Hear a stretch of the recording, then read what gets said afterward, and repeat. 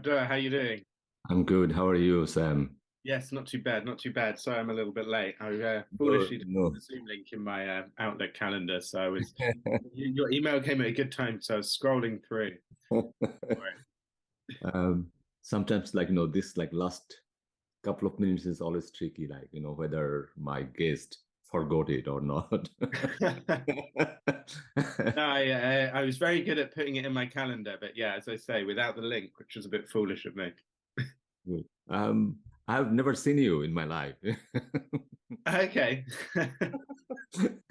but it looks like you're one of those persons. No, it looks like, perhaps I should know you. Yeah, well, I'm sure we must have crossed paths somewhere down the line.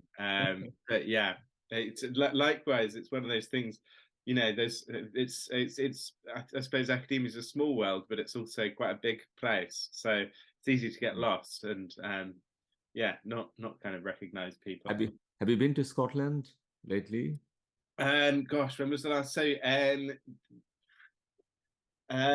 I do go to Edinburgh every year with my family. It's sort of a family Okay. tradition. It was since I was doing a drama GCSE, and my dad and my stepmom were both, or my stepmom was a drama teacher, so my Wow. dad and my stepmom thought it would be a nice thing to do to take me to the Edinburgh Festival for a weekend.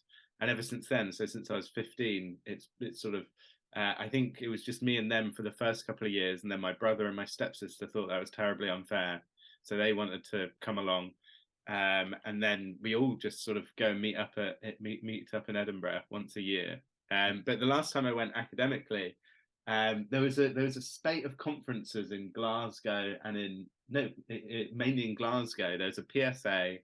There was a CES, the European Studies one, and then an EPOP. I seem to remember all at broadly the same time. So I hadn't left Glasgow for about 2 years. I kept on ending up in Glasgow at conferences, but it's been a while. Good. So how long have you been in your current university? So I took up my post at the University of Sussex in 2019. Okay. I moved from the University of Exeter over to the University of Sussex, but Sussex is where I did my PhD. So I was Okay. very much sort of coming back Mm. to Sussex, having worked at Exeter as well. Is it a good city to live in? Is the Yeah, city? yeah. Brighton's lovely. Mm. So the university is in Falmer, which is about a 20-minute cycle ride Mm. outside of Brighton. But most people, students and faculty, live in Brighton and get in some way or another onto the campus. But Brighton is a real it's a really beautiful place to live. It's by the sea, so it's very nice. In the summer, some people are mad and go swimming all year round, but not me. I grew up by the seaside, so I'll go in on Christmas Day and I'll go in on New Year's Day as a kind of ritual. But apart from Oh, that, and it's very much in and out immediately. Apart from that, I'm a fair weather swimmer. It's got to be about 25 and up for me to go.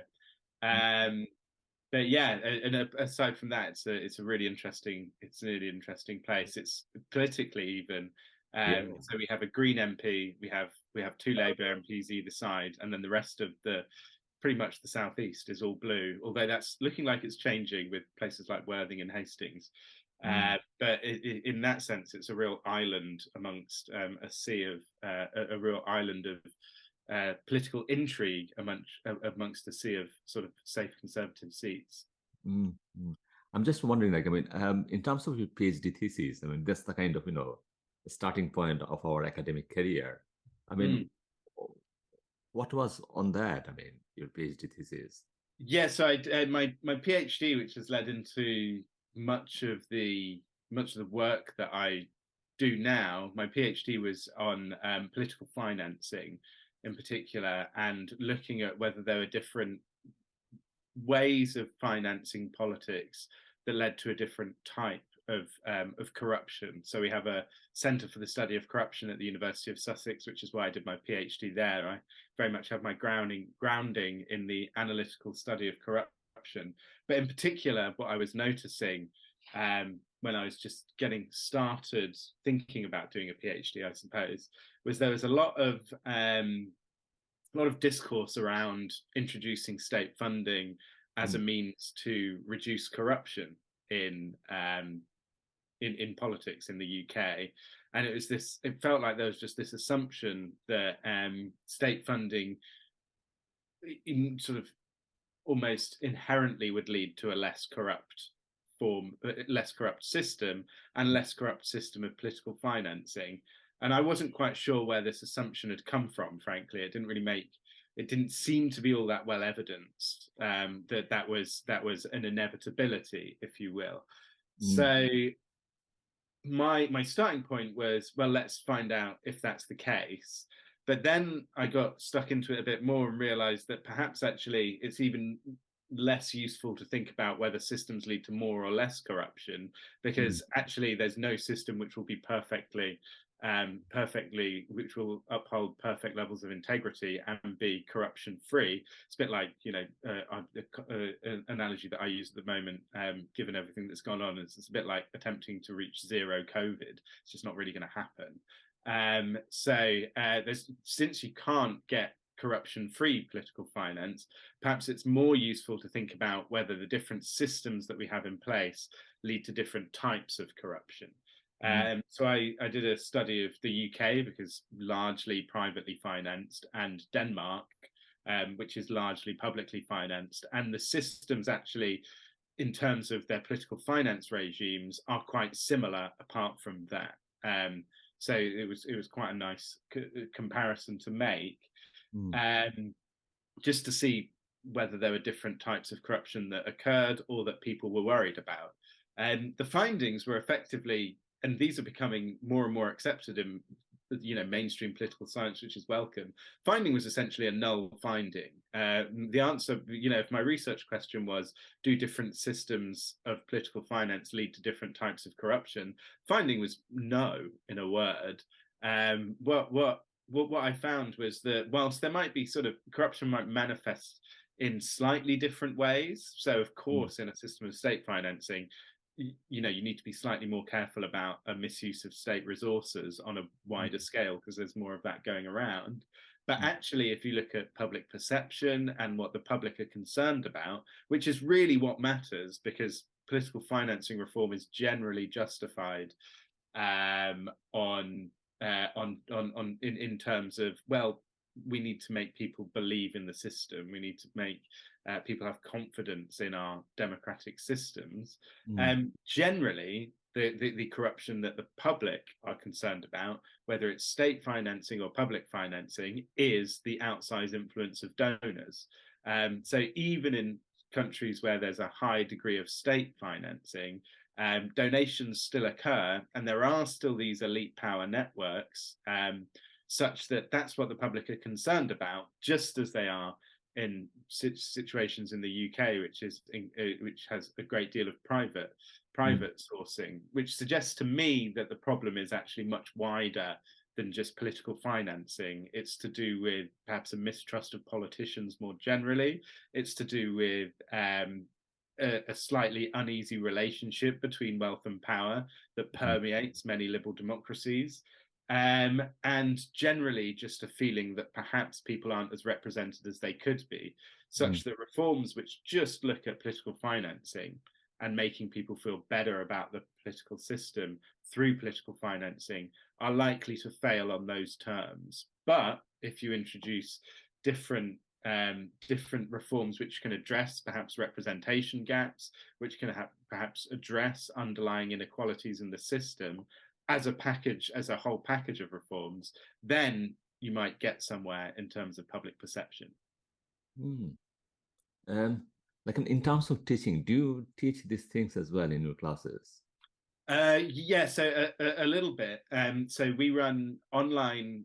We run an online MA, a campus-based MA at Sussex, and obviously we have a vast undergraduate program. I'm employed as a politics lecturer or senior lecturer in the politics department, but also I work for the Centre for the Study of Corruption. So I teach a lot of our MA modules, one of which is called Money in Politics, but one of which is called Understanding Corruption, which is very much my analytical grounding in corruption analysis. And then the undergraduate modules that I teach are the more core undergraduate modules, first year core modules. So I teach a module called, for example, Contemporary Issues in Politics, which is sort of does what it says on the tin. It's about broadly the issues that are sort of currently swirling around the political system in many countries, and the way that we as political researchers, political scientists, academics, whatever you want to call us, would try and analyze and explain those trends. So populism, what is populism, and how do we as political researchers try and explain its either success or failure in different countries and contexts? Dictatorships, how do we explain the rise of dictatorships, and how do we explain why some dictatorships survive and others collapse? Corruption, so how do we explain why corruption occurs in the ways that it does and in the countries that it does and sectors that it does? And then social movements, where do social movements come from? How do we measure success? What does success look like, and why on those metrics are some more successful than others? Mm-hmm. Because I mean, when I was reading your article in the conversation, I mean, it seems like you have got very clear knowledge about the history and then kind of situation. I'm just wondering, you like own mental health, sometimes is it like too much, like the things are. I mean, in what way?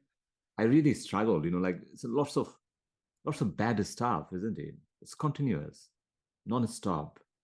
What, as in the just the continual the continuous news cycle of let's say misbehavior, but also political chaos, I guess. Bad in news, the UK. bad news. You open newspaper and then, oh my God, Yeah, but I look at it from a slightly different perspective. So of course, there is an element to which. So I don't really, I of course follow the news, but I follow the news as a part of my day job. But I don't say, my wife gets up every morning and is listening to the Today programme. I'll of course catch up on that kind of thing, but I'm listening to a podcast about, I don't know, sports or films or something like that. And if I'm walking anywhere, I'm not listening to or catching up on the news as much as trying to not avoid it, but actually do something else. Because I think it can be, because the news is all encompassing, and politics is all encompassing, particularly at the moment. If you don't have any respite from that, it can probably be quite dangerous. And so I am very much, I suppose, a sort of 9 to 5 news imbiber, if you will, and very much treat it somewhat as my day job, and try not to get too caught up in things outside of that. That said, what I think I worry about more or less about my mental health is that, because I write about this stuff quite a lot. I do follow it quite closely. I'm asked to appear on various media programs to talk about whatever's going on in the British government, particularly last year with Boris Johnson, then Liz Truss, then Rishi Sunak, and the complete chaos at the centre of the British government.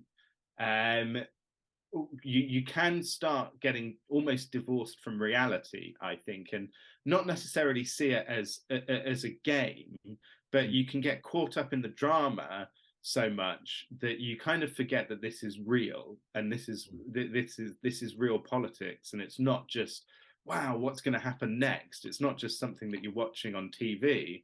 This is people's mortgages. This is the cost of living. This is really serious stuff, and the chaos and the drama that is unfolding has really serious consequences for people.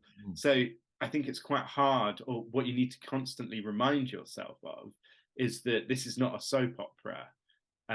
It is a soap opera, but it is not something without real world consequences. It is genuinely, it has been genuinely chaotic, and that has caused real problems for people. So more so than sort of my own mental health, I suppose, trying to think about compartmentalizing it. It is a sort of constantly reminding yourself that what you're watching is not, you're not some kind of you're not watching some kind of drama play out with no consequences. Because sometimes if you're involved in it, and if you're researching it, and if you're talking about it, it can start to feel like that. And there were various moments last year where it did get, frankly, quite laughable. But it was laughable in a kind of gallows humor, a kind of a way, not in a genuinely laughable way. And actually there's real term consequences and real consequences of what's going on. So it's more of a process of reminding yourself about that, I think, or the way that I treat it is reminding myself of that, and constantly reminding myself of that, and not just saying, oh, it's very exciting, isn't it? Because yeah, maybe it is, but actually there's a consequence to that excitement. There's a consequence to the chaos. There's a consequence to the soap opera. Which is often quite grim for people. We just, news yesterday about British Gas going into people's houses when they're not there and fitting prepayment meters. That's horrific. And that is not necessarily a direct consequence of government policy, but it's a direct consequence of the cost of living, which is a direct consequence of various political actions, both global but also local. And then decisions made at a company level, or decisions that the company weren't aware of, dependent on whose story you believe. And that's really important as well, just to remember that, I think.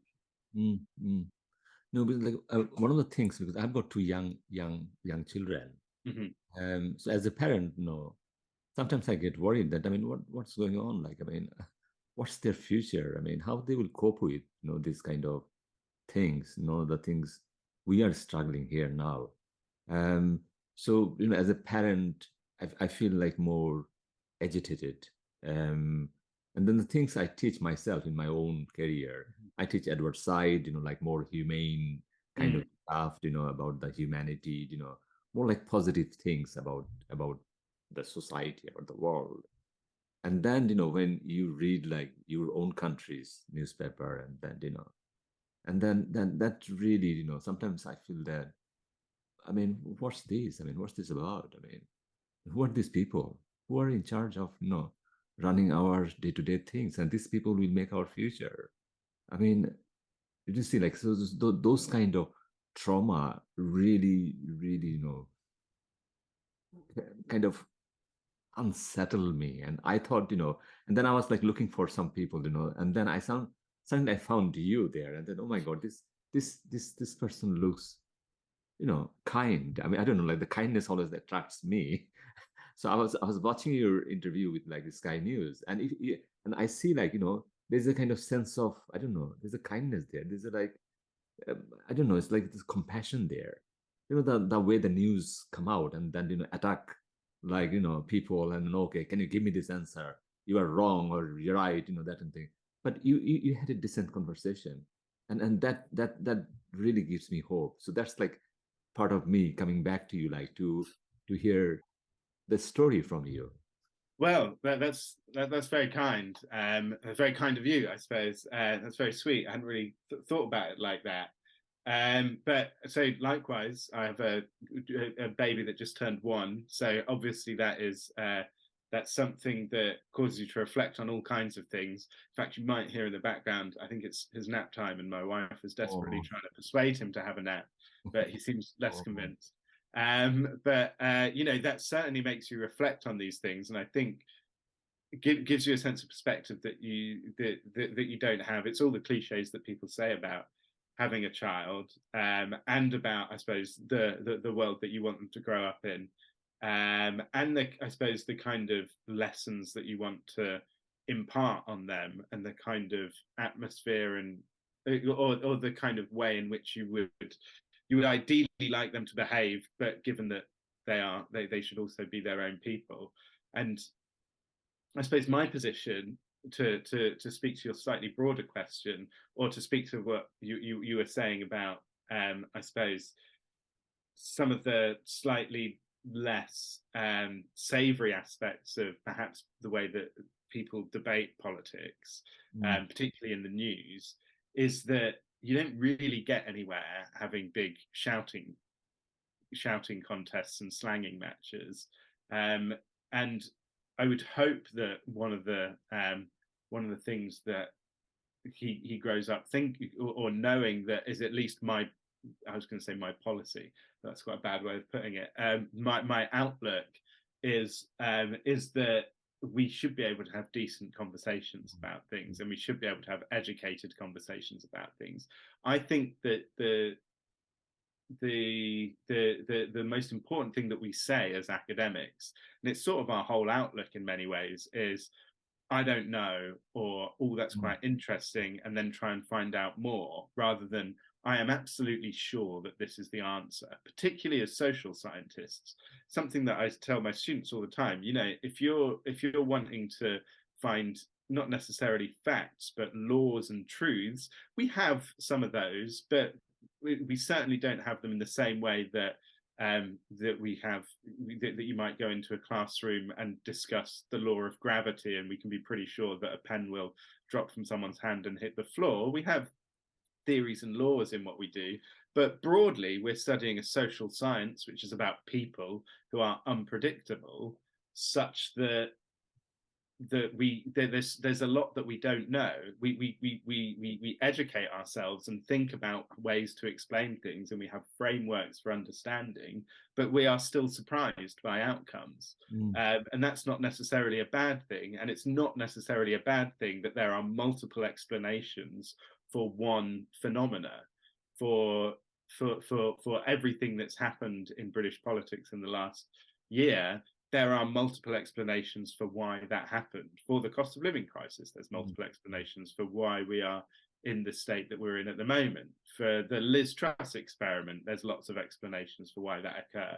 And whilst, you know, as individuals, we have to adjudicate between those explanations and outline the one that we find most compelling, we also have to recognize that there is complexity there, and that others might see it somewhat differently, and actually treat that as a learning moment, as opposed to a moment to have an argument or to point out why you're right and the other person is wrong. And I suppose moving beyond that, I think, you know, so if I appear, when I'm asked to appear on the radio or on the TV, or if I'm speaking to a journalist on background for a story that they're working on, I think that there's people with different jobs, right? If you're a Labour Party politician or a Conservative Party politician or an SNP politician, you've got a job, and that is to make your point forcefully and actually to engage in that debate with the opposition. And actually that kind of debate can be quite healthy. And it's good that there are those people in society that do that. I don't think it's my job as an academic, and some people will disagree with this, but that's fine. I don't think it's my job as an academic to go out there and have a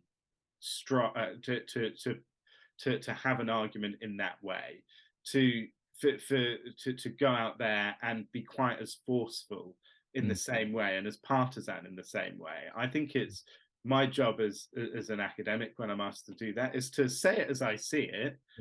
So I think, you know, you can legitimately go on TV or radio when Liz Truss is Prime Minister and everything's falling apart and say, this is quite chaotic and we've never really seen anything like it before. That's not necessarily a party political point to make.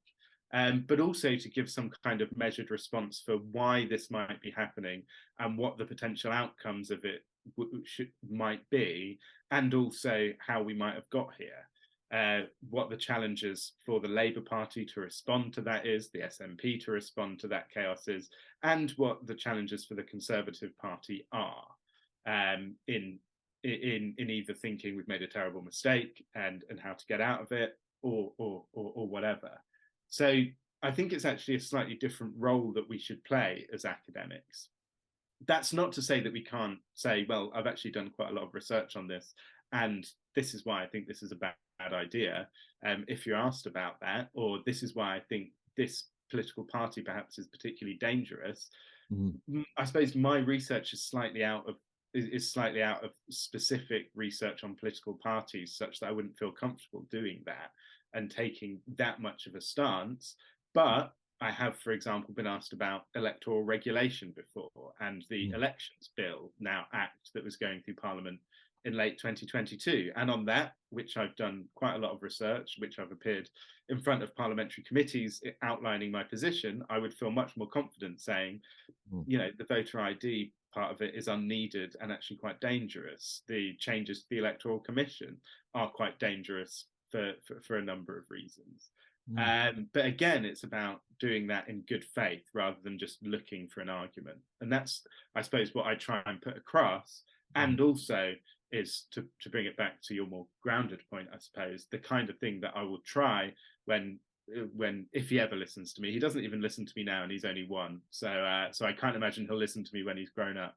But if he ever listens to me, that's what I'll try and explain to my child as well.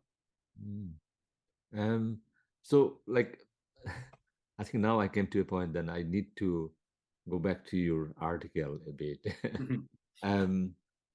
So I'm not expert in like British politics that much, like this kind of stuff like Tory sleaze and just even for like not only for me but for the like general public, the layman.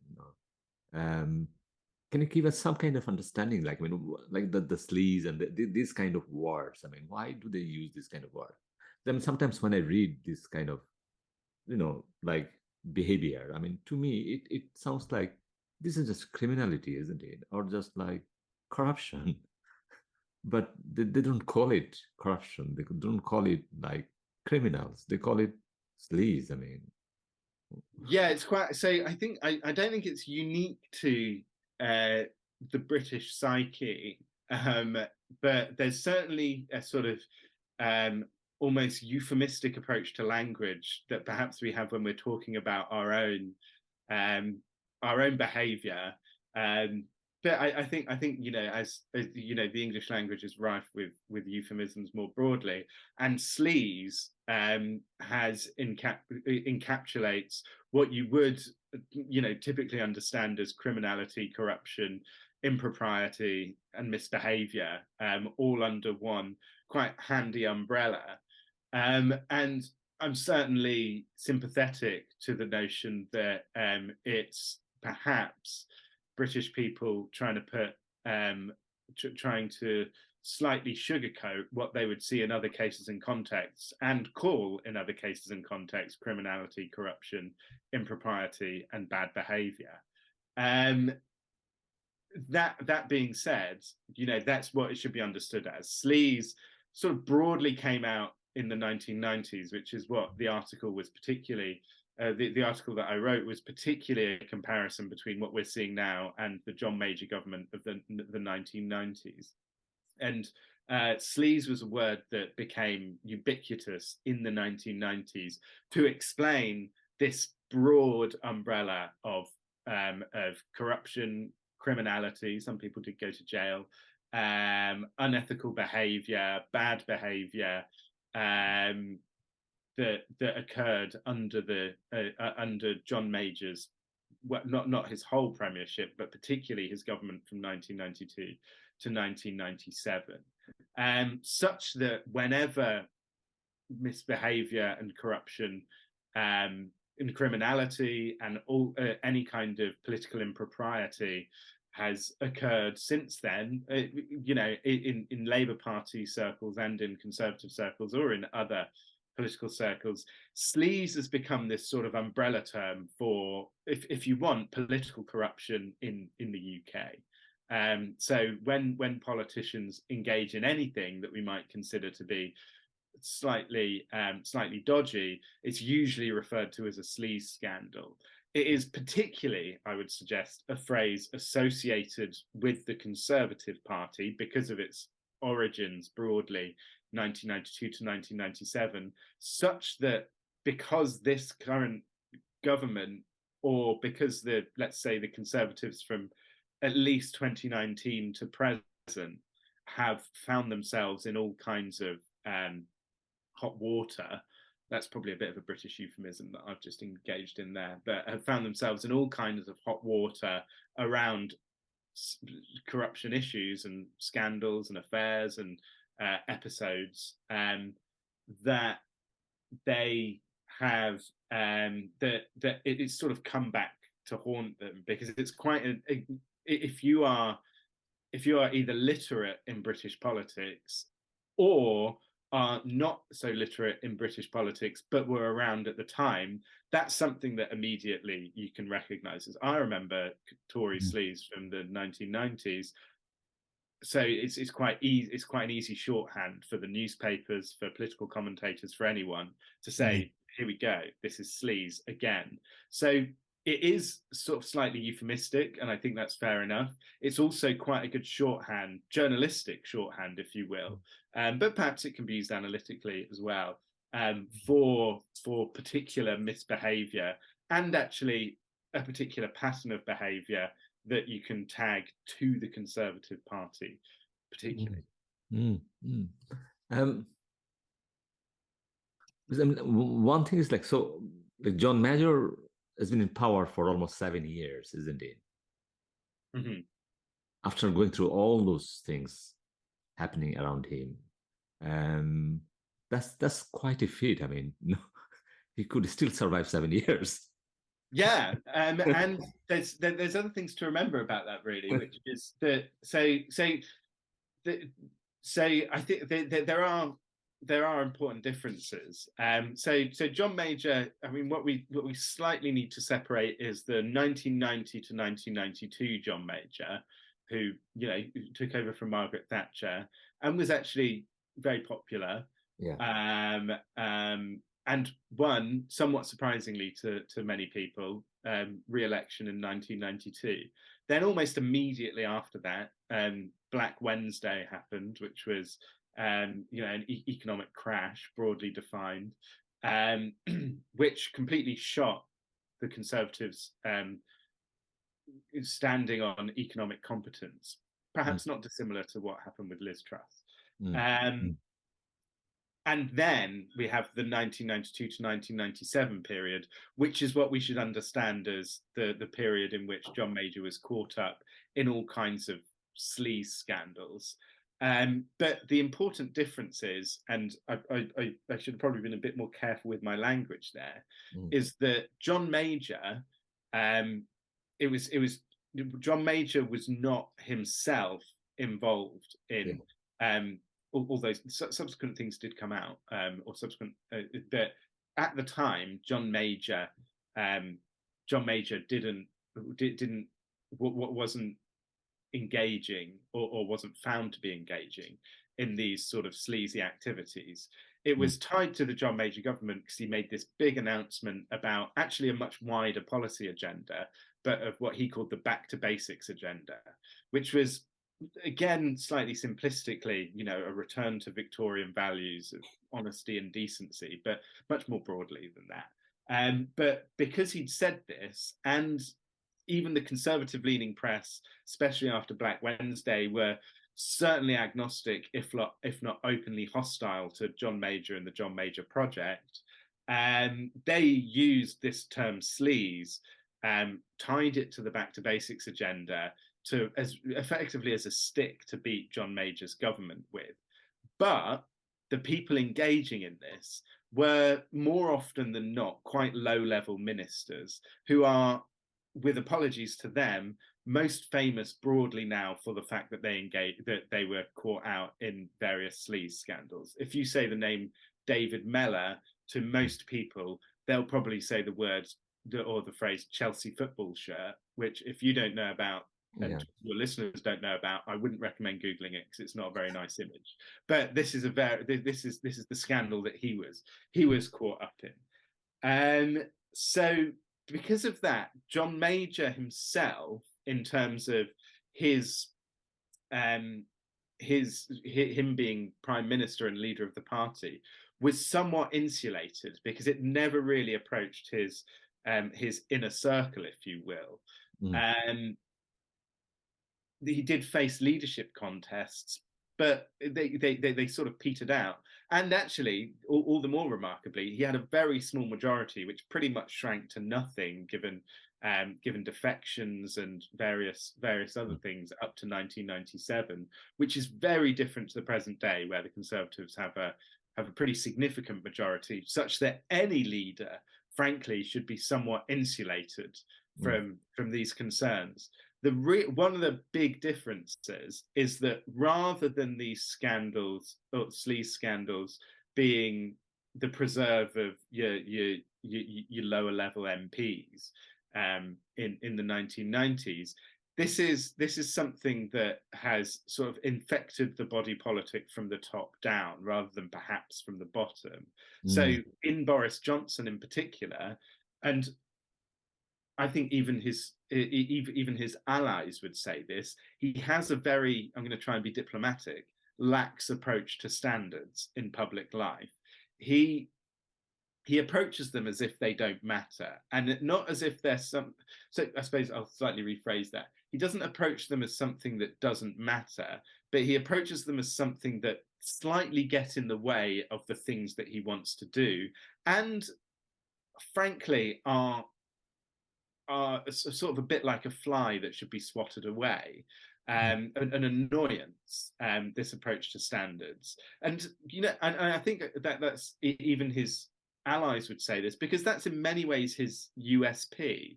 His whole selling point is that he's a bit different. He's a bit jovial. He gets things done. He's a winner. And you sort of, there was a bunch of open secrets about him before he was prime minister, and before he was even leader of the Conservative Party. That I don't think anyone knows how many kids he's got. He's been through many marriages. This is not necessarily an approach to public life, but it's a different approach to the way in which you perhaps behave, and indeed what is seen as acceptable in the way that politicians behave. So he had this lax approach to standards and lax approach to the way in which politics had been traditionally understood to be done. That frankly came with him. That was part of the bargain that the Conservative Party made when they made him leader. Before he was even prime minister, before the 2019 general election, he prorogued Parliament, which caused all kinds of a great deal of public outcry about whether it was legal or not. And the position was, well, we need to do this to get various things done, to get Brexit done. So we can either find the rule that lets us do this, or we can say that it needs to happen. And that sort of highlights his approach to standards throughout his premiership, frankly. And you can name all kinds of illustrative examples of that. The Owen Paterson affair, Robert Jenrick, who was the housing secretary at the time of receiving a donation and then making a decision, public procurement during COVID, parties during COVID, the way in which he reported donations about getting the Downing Street flat refurbished, this current story that's going around about the BBC chairman Richard Sharp, and acting as the guarantor on a loan.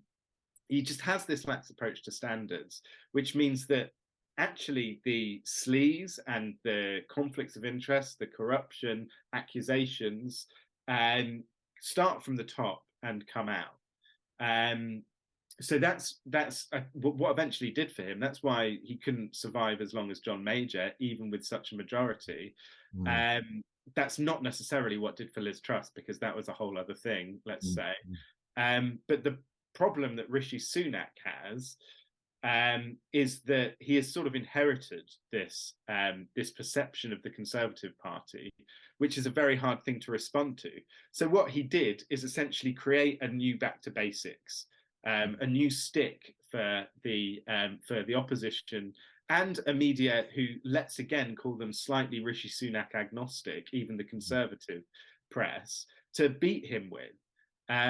so he stood on the Downing Street steps and said he was going to bring honesty, integrity, and accountability back to politics, which is very laudable, but is an incredibly, frankly, stupid thing to say, because it's just a hostage to fortune that you've created for yourself, which means that any time anything comes out which will be broadly, which will be, under the umbrella of sleaze, political behaviour, corruption, which will, because it just will.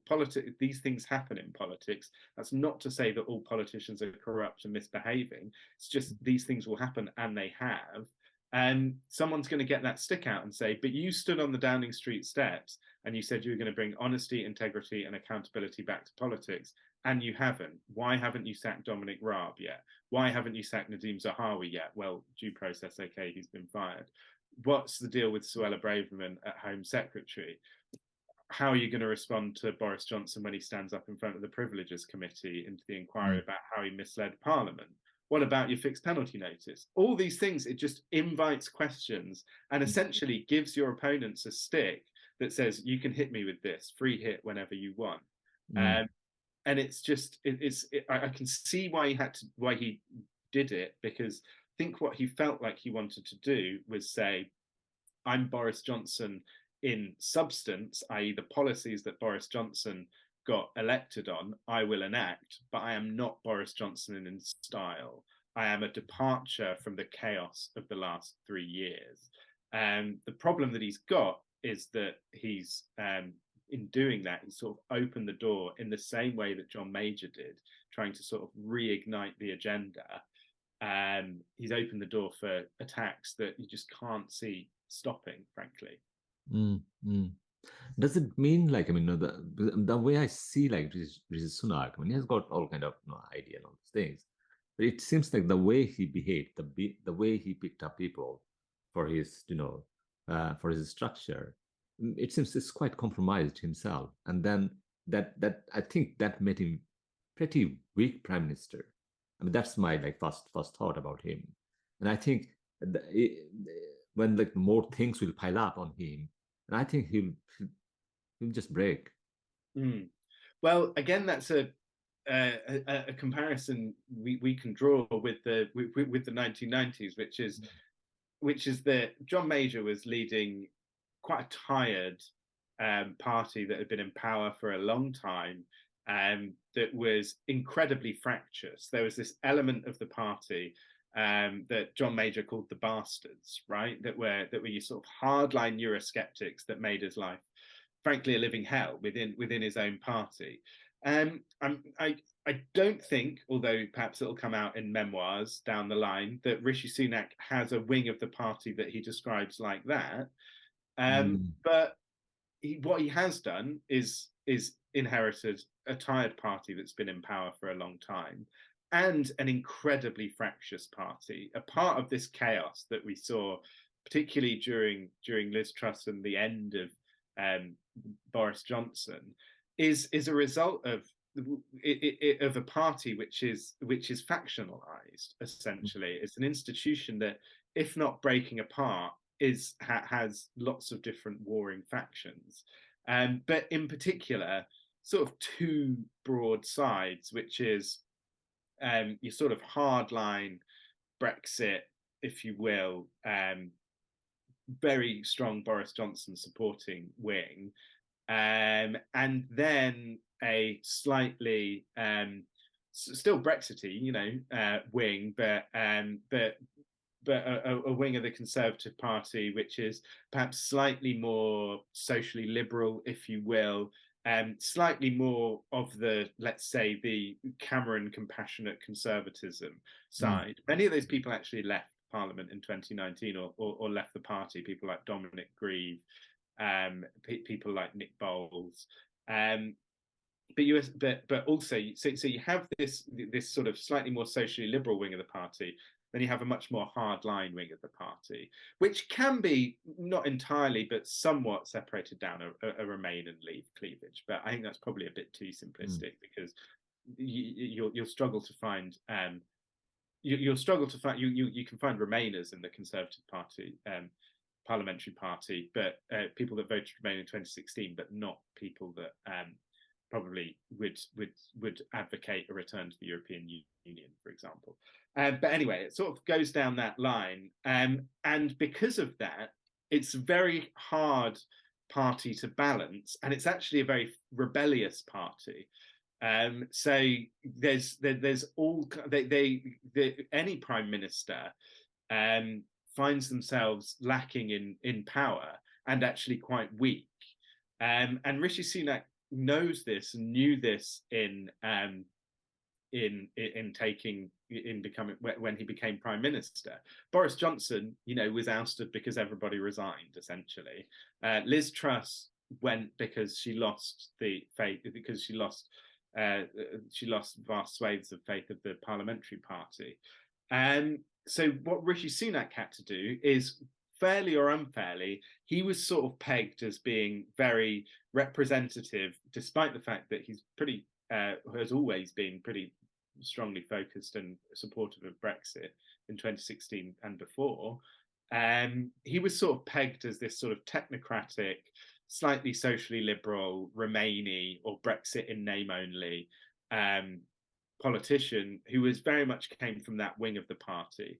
And for example, in the summer leadership contest with Liz Truss was seen as, the candidate that was the darling of the right of the party, that despite being voting Remain, was seen as someone that could protect Brexit and that really bought into the agenda of this side of the party. And that side of the party, and frankly, quite a lot of the membership, 60% of them, about slightly less, 57, voted for Liz Truss, come from that wing. So Rishi Sunak knows that he's quite weak with a lot of the party, and has quite a fractious and divided party, and a party that is rebellious. So it's going to be quite hard for him to get things done. So in constructing a cabinet, I think tried to balance that out. So Suella Braverman at Home Secretary, that was an attempt to balance it out and really appeal to the hardcore right of the party. Nadhim Zahawi himself, if you think about the reason why it was quite clear that he wasn't going to last very long, was he was about as late an adopter to Rishi Sunak as you could possibly be. So he voted for himself to be prime minister. When that wasn't going to work, he voted for Liz Truss to be prime minister. When that wasn't going to work, he said he would back Boris Johnson to be prime minister. When Boris Johnson said that he wasn't standing, he finally came around to the idea of Rishi Sunak when it became clear no one else was going to do it. So they're not fast friends, but he certainly is of that wing. So get him as chairman, which is a sort of non-job anyway. That's fine. So he's sort of constructed his cabinet in such a way that he's tried to walk this tightrope. But again, it opens you up to attacks on integrity, accountability, and honesty. Because have you just done these shady backroom deals with the faction of the Conservative Party that don't like you? Is that why Suella Braverman's still there? Is that why you're not going to sack Nadhim Zahawi? Although he eventually did. And then when you do sack Nadhim Zahawi, then that side of the party isn't very happy with you. So he is weak, or no, say he's not weak. What he's in is a weak position, which sort of doesn't give him much room for maneuver. So he may or may not be a weak politician. He's just got a very hard. He's got a very hard hand, frankly. And I think he is sort of attempting to navigate those choppy waters. Whether he's doing it all that effectively is a different matter. The thing that I always think about is there was sort of two outcomes when he became prime minister. That were the two most likely outcomes. Because he was broadly elected by the Conservative Party, broadly chosen by the Conservative Party, because out of everybody, he was the most popular with the public. So he had pretty good ratings, quite close to Keir Starmer's. And the Conservative Party ratings were completely in the tank. And the two possible outcomes were that Rishi Sunak, and this was the hope for the Conservative Party, I guess, when they elected him, Rishi Sunak, being quite popular himself, would pull the Conservative Party brand back up to him, or the Conservative Party would drag Rishi Sunak down. And I would suggest that the latter is happening. And if you look at his personal polling, it's pretty bad now. It's in and around Boris Johnson during the end of his premiership. But at the same time, in your article, you end up with like the Tories still has got a fair chance to win the election. Yeah. So not necessarily to win the election, but if we're comparing now to 1992 to 1997, there's things that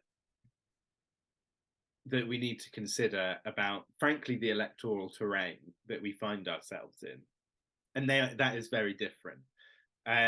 Which is that the Conservatives still have a big majority, which they didn't have by 1997. They were effectively a minority party by 1997, or just had just a majority. And the Labour Party had an incredibly popular leader in Tony Blair. The Labour Party have I don't know what we would call it, a sort of medium popular leader. The Conservative Party have a leader, the Labour Party have a leader currently who is okay in public opinion terms. So if we take it in terms of positive and negative ratings, he sits at about +3. He's +3 in terms of likability. He does always lead Keir Starmer in who would make the best prime minister, Keir Starmer or Rishi Sunak, and he is sort of, if not liked, then respected.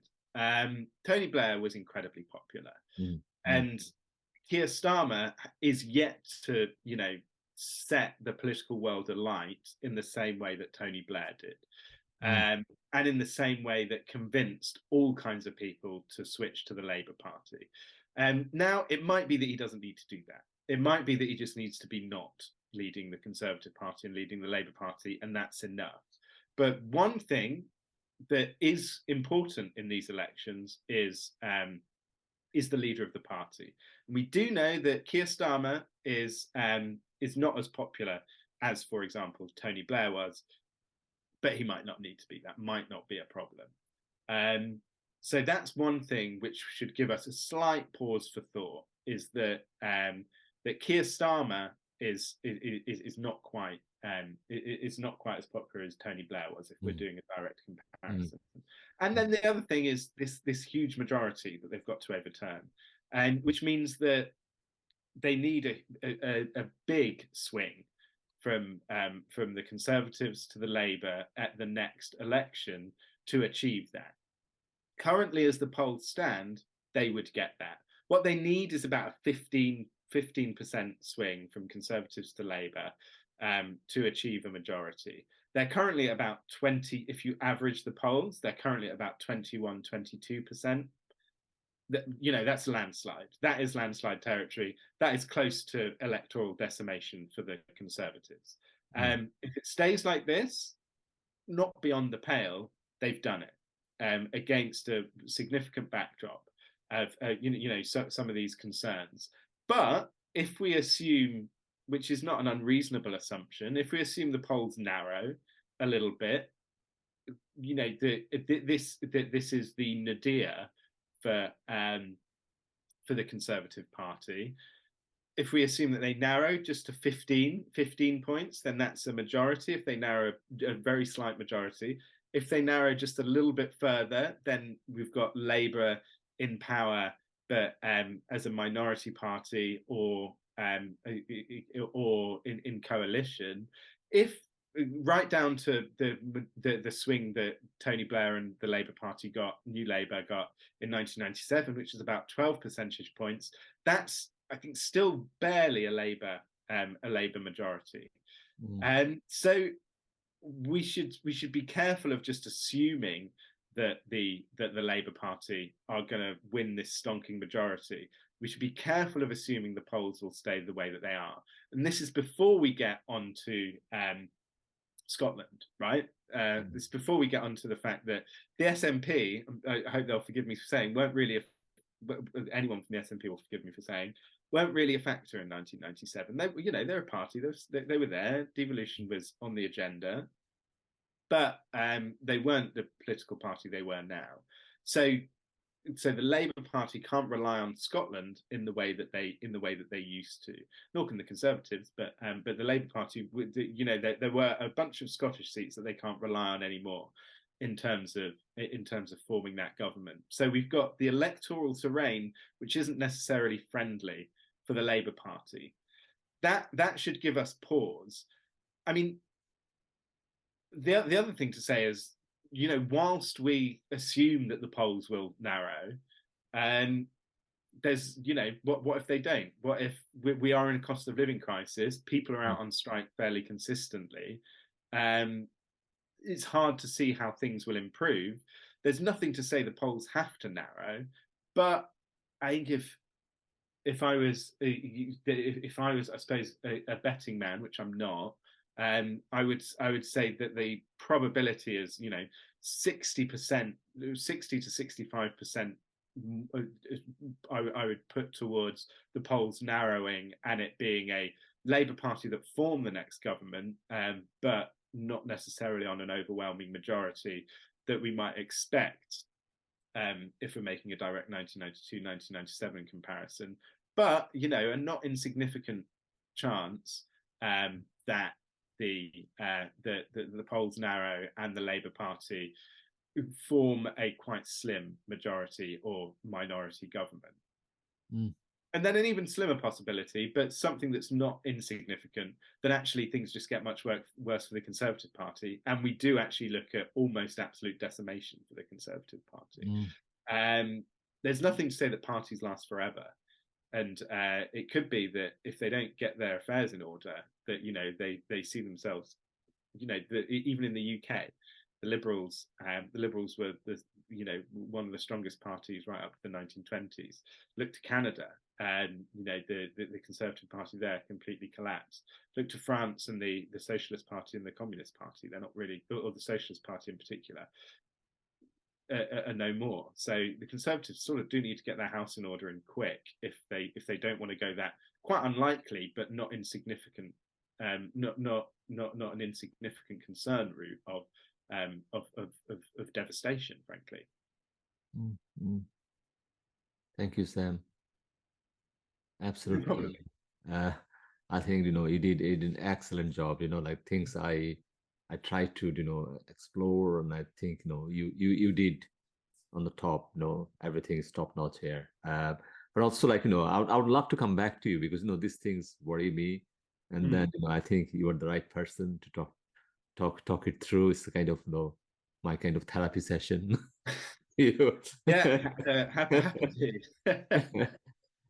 Thank you so much. Me too. Always happy to chat about these things anyway. So thank you. If you want to do another one, just let me know. Okay. You take care. Okay. Yeah, you too. It's lovely to meet you. Yes. Okay. Bye. Goodbye.